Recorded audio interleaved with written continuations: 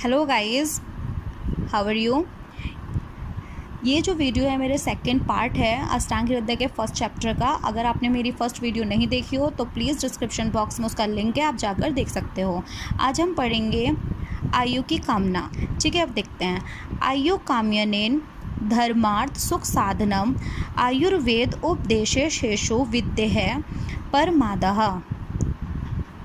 इसमें क्या दिया हुआ है? आयु। आयु क्या होता है मैं पहले भी बता चुकी हूँ। स्वस्थ, यानी कि स्वस्थ का मतलब होता है हेल्दी। स्वस्थ का मतलब होता है हेल्दी। ठीक है। काम्य के मतलब है यहाँ पे कामना, कामना करना। ठीक है, हर एक व्यक्ति अपने स्वस्थ होने की कामना करता है, लेकिन ये पॉसिबल कब होगा? जब वो आयुर्वेद के उपदेशों को मानेगा। आयुर्वेद के उपदेश, जो उपदेश दिए गए हैं, अगर वो आयुर्वेद के उपदेशों को फॉलो करेगा तो क्या होगा? वो जो आदमी है, वो जो मनुष्य है, वो जो व्यक्ति है, वो हमेशा स्वस्थ रहेगा। ठीक है, अब उसके उपदेश क्या हैं, अब हम ये पढ़ते हैं। देखिए, पहले हम आयुर्वेद, जैसे कि हम पहले ही बता चुके हूँ, आयुर्वेद हमारा 2 वर्ड से बना है, आयुषो वेद। आयु का मतलब होता है स्वस्थ, वेद का मतलब होता है ज्ञान। मतलब इंसान स्वस्थ कैसे रह सकता है। ठीक है, इसका मतलब है आयु का ज्ञान। स्वस्थ कैसे रह सकता है, उसका ज्ञान कहाँ मिलता है हमें? आयुर्वेद में। इसके 2 उद्देश्य हैं। उद्देश्य क्या हैं इसके? स्वास्थ्य स्वास्थ्य रक्षणम आतुरस्य विकार प्रश्नम च। ये चरक सूत्र स्थान 30/26। ठीक है, ये क्या होता है हमारा? ये जो है हमारा अध्याय दिया होता है, ये श्लोक नंबर दिया होता है। ठीक है, तो इसमें क्या दिया हुआ है? ये 2 उद्देश्य हैं। 2 उद्देश्य क्या हैं? जो व्यक्ति को, अगर कोई भी व्यक्ति है, मतलब हमें क्या करना है? व्यक्ति को रोगी ही नहीं होने देना है। रोगी मतलब कि बीमार, बीमार ही नहीं होने देना है। हमें यह करना है, किसी भी मनुष्य को उसके स्वास्थ्य की रक्षा करनी है। वो स्वास्थ्य की रक्षा कब करेगा? जब दिनचर्या को, रात्रिचर्या को, ऋतुचर्या को, इन सब चीज़ों को फॉलो करेगा तो क्या होगा? वो व्यक्ति कभी बीमार ही नहीं होगा। इन केस अगर वो बीमार हो भी जाता है तो कुछ ऐसी चीज़ें बताई हुई हैं जिसमें मतलब हम उसकी चिकित्सा करके उसे ठीक कर देंगे। अब इसके बाद में आता है आयुर्वेद की परिभाषा। आयुर्वेद की परिभाषा में हिताहितम सुखम दुखम आयुस्तस्य हिताहितम मानम च तच यत्रोक्तम आयुर्वेद सा उच्यते। ये चरक सूत्र स्थान 1/41 का श्लोक है। ये श्लोक बहुत इंपॉर्टेंट है, याद कर लीजिएगा। ठीक है, इसमें क्या दिया हुआ है? हित और अहित। हित और अहित का मतलब है जो हमारी बॉडी के लिए हितकारक है, और अहित कारक है सुख और दुख, मतलब खुशी और दुख।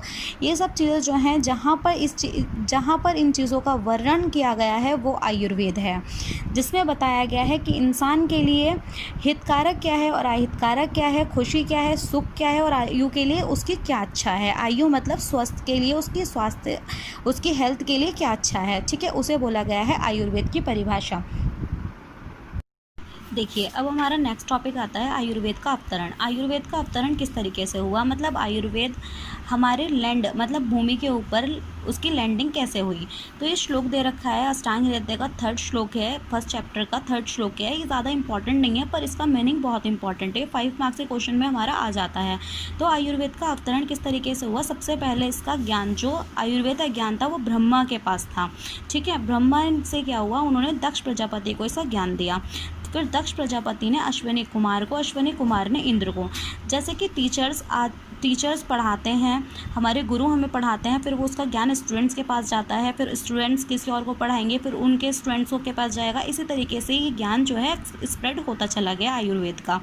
फिर अगर हम इंद्र के बाद देखें चरक संहिता के अनुसार, तो उसके बाद भारद्वाज के पास गया, फिर आत्रेय पुनर्वसु के पास, अग्निवेश, भेड़ आदि के पास में संज्ञान गया, फिर वो ऐसे ही स्प्रेड हो गया। ठीक है, अब आता है सुश्रुत के अनुसार। सुश्रुत के अनुसार धन्वंतरी, दिवोदास, सुश्रुत आदि के पास गया। फिर अष्टांग हृदय के अनुसार अगर हम देखें तो आत्रेय मुनियों, अग्निवेश आदि ऋषि, इन सब के पास इसका ज्ञान गया। तो हमारे आयुर्वेद का अवतरण जो है, मतलब आयुर्वेद जो आया है लैंडिंग पर, वो इस तरीके से आया। सबसे पहले ब्रह्मा, दक्ष प्रजापति, अश्विनी कुमार, इंद्र, और फिर अलग अलग संहिताओं में अलग अलग इस आचार्यों के हिसाब से डिस्ट्रीब्यूट हो गया। अब इसके बाद आता है अष्टांग हृदय का निर्माण। इसका उद्देश्य क्या था? जो वाग्भट ने अष्टांग हृदय का निर्माण किया उसका उद्देश्य क्या था? अग्निवेश आदि ऋषियों के द्वारा निर्मित ग्रंथ अत्यंत विस्तृत हैं। उनके विषयों के अत्यंत बिखरे होने के कारण उन ग्रंथों से उत्तम सार भाग लेकर मैं अष्टांग हृदय की रचना करता हूँ। इसका मतलब क्या है? इसका मतलब ये है जो अग्निवेश आदि ऋषियों के द्वारा जो ग्रंथ बनाए गए थे वो बिखरे हुए थे। बिखरे का मतलब क्या है? स्प्रेड हुए थे, ठीक है, स्प्रेड थे वो, मतलब इतने सारे ग्रंथ थे कि समझ नहीं आता था कि कहाँ से क्या चीज़ पढ़ी जाए। तो वाग्भट ने क्या किया? वाग्भट ने इसका सार बना दिया, मतलब बहुत सारों का निचोड़, मतलब बोल देते हैं ना कि डिस्ट्रीब्यूटेड चीज़ों को एक साथ कलेक्ट कर देना। उन्होंने अष्टांग हृदय के अंदर इसे कलेक्ट कर दिया। देखिए, अब इसके बाद में नेक्स्ट टॉपिक आता है चिकित्सा की दो मुख्य धाराएं। चिकित्सा की दो मुख्य धाराएं कौन सी हैं? काय चिकित्सा यानी कि मेडिसिन, शल्य चिकित्सा यानी कि सर्जरी, ठीक है। फिर इसके बाद जो टॉपिक आता है हमारा आयुर्वेद के 8 अंग। 8 अंग मतलब कि पार्ट। जो आयुर्वेद है हमारा, आयुर्वेद के 8 पार्ट्स बनाए गए हैं। वो किस पेजेस पर और क्या चीज़ें हैं, मतलब वो पढ़ेंगे अलग अलग। ये श्लोक जो है बहुत ज़्यादा इंपॉर्टेंट है, ये क्वेश्चन पेपर में मतलब एग्ज़ाम में पूछा जा सकता है, ठीक है। तो श्लोक ये याद करना है। काय बाल ग्रह उद्वार शल्यन दृष्टा जरा वृषान अष्टावांगनी तस याहु चिकित्सा येषु संश्रिता। ये अष्टांग हृदय के फर्स्ट चैप्टर का 5th श्लोक है, ये याद ही करना है आपको, ठीक है। तो हम इसके बारे में डिटेल में पढ़ते हैं। देखिए, सबसे पहले पढ़ते हैं हम काय चिकित्सा यानी कि मेडिसिन। फॉर एग्ज़ाम्पल, अगर हमें ज्वर हो जाता है और हमारी बॉडी के अंदर क्या होगा, सारे दोष जो होंगे वात पित्त कफ, ये तीनों ही दोष हमारी बॉडी के अंदर क्या होते हैं, पूरी तरीके से फैल जाते हैं। उसकी वजह से हमें फीवर होता है। तो उसे किस तरीके से शांत किया जाए, ये सब जो है काय चिकित्सा के अंदर बताया गया है। रोग के 2 अधिष्ठान, जो रोग होते हैं उसके 2 अधिष्ठान बताए गए हैं, एक शरीर और एक मन। शरीर में क्या होगा, जो शरीर में रोग होते हैं ज़्यादातर माना जाता है कि जाठर अग्नि के विकृत होने से होते हैं। जाठर अग्नि किसे बोलते हैं? जो हमारे स्टमक अमाशय के अंदर रहती है और वो खाने का डाइजेशन करती है, तो उसके कारण सारे दोष जो मतलब जो बीमारियां होती हैं ज़्यादातर होती हैं, ठीक है। अब आता है इसके बाद में बाल रोग। जो बाल रोग होगा यानी कि पेडियाट्रिक डॉक्टर, यहाँ पे जो बच्चों के अंदर बीमारियां हो जाती हैं या उनके अंदर जो दोष बढ़ जाते हैं उन्हें शांत किस तरीके से किया जाए, यहाँ पर उस चीज़ का वर्णन किया गया है।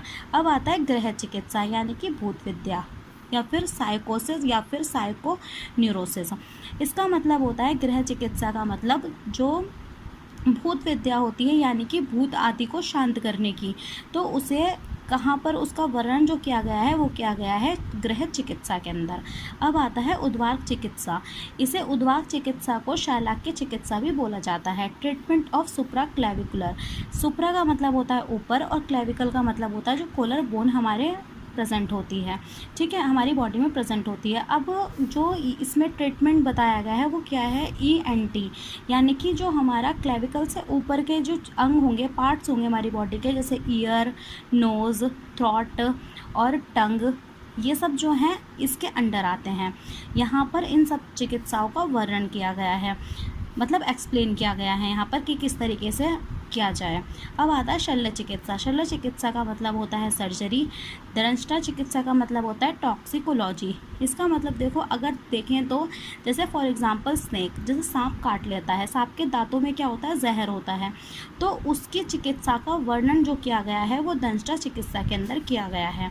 अब इसके बाद में आता है जराई रसायन चिकित्सा, उसे बोला जाता है रेजुविनेशन। रेजुविनेशन ये क्या है, इसे बोला गया है जैसे युवावस्था होती है, मतलब यंग एज को किस तरीके से बरकरार रखा जाए, मतलब वृद्धावस्था में पहुंचने से पहले, मतलब अपनी आयु को किस तरीके से सही रखा जाए, उसका वर्णन इसमें किया गया है। अब इसके बाद में आता है वृष या वाजीकरण चिकित्सा। वृष या वाजीकरण चिकित्सा बोलते हैं एफ्रोडाइसियस। इसका मतलब क्या होता है, जैसे कि फॉर एग्जांपल स्पर्म के अंदर कोई प्रॉब्लम हो जानी या फिर ओवम के अंदर कोई प्रॉब्लम हो जानी, उसकी जो चिकित्सा की गई है वो उसका वर्णन यहाँ किया गया है। आई होप आपको जो मैंने समझाया समझ आया हो। अगर आपको समझ आया हो तो प्लीज़ मेरे इस चैनल को सब्सक्राइब करें एंड बेल आइकन को प्रेस करना नहीं भूलें, ठीक है। Thank you so much.